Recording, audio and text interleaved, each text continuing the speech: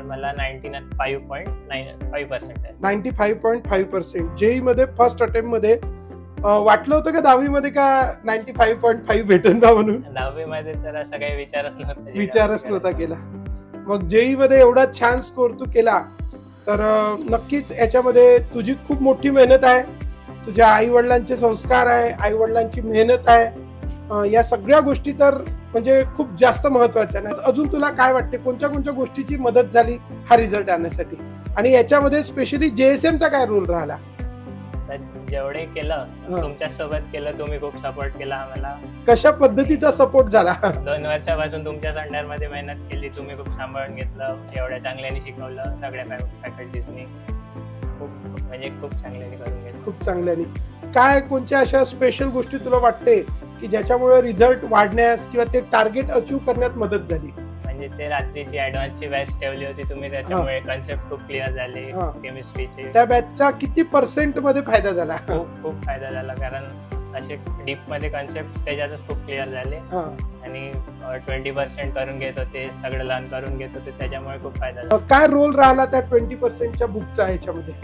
Sir सगळे केमिस्ट्रीचे concept सगळे त्याच्यातूनच आले. जास्त थेरी बेस्डच राहतात केमिस्ट्रीचे, आणि तुम्ही सगळं करून घेतलं आमच्याकडून ओरल म्हणजे त्याच्यामुळे खूप फायदा झाला. हे 20%चं बुक तुमच्या वेळेस यायचं होतं पब्लिश होऊन, तर काय म्हणेल तू किती % आला याच्यामधून? याच्यातून तर खूप आलं. जसं या बुकचं नाव आहे किती 20%, आणि माझं नेहमी म्हणणं असतं की 80% पेपर कम्स फ्रॉम 20% सिलेबस.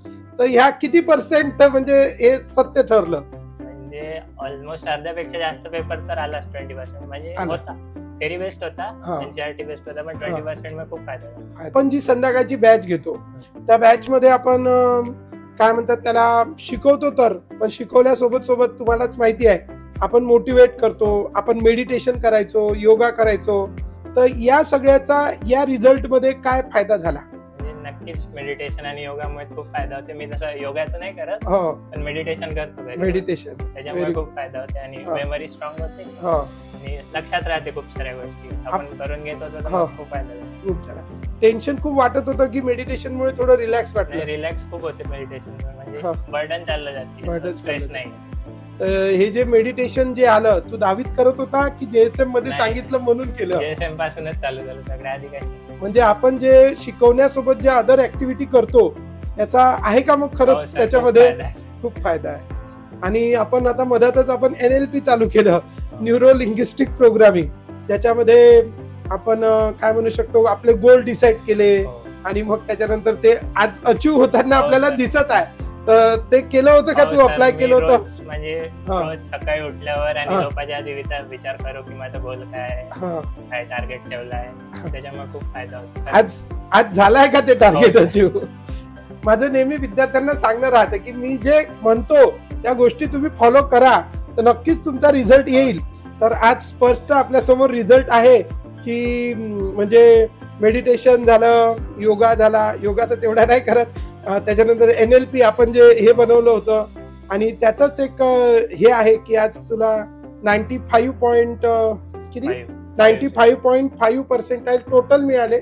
म्हणजे मोटिवेशनल आपण ज्याला म्हणतो, मधात जे आपले मोटिवेशनल सेशन चालायचे चालायचे का?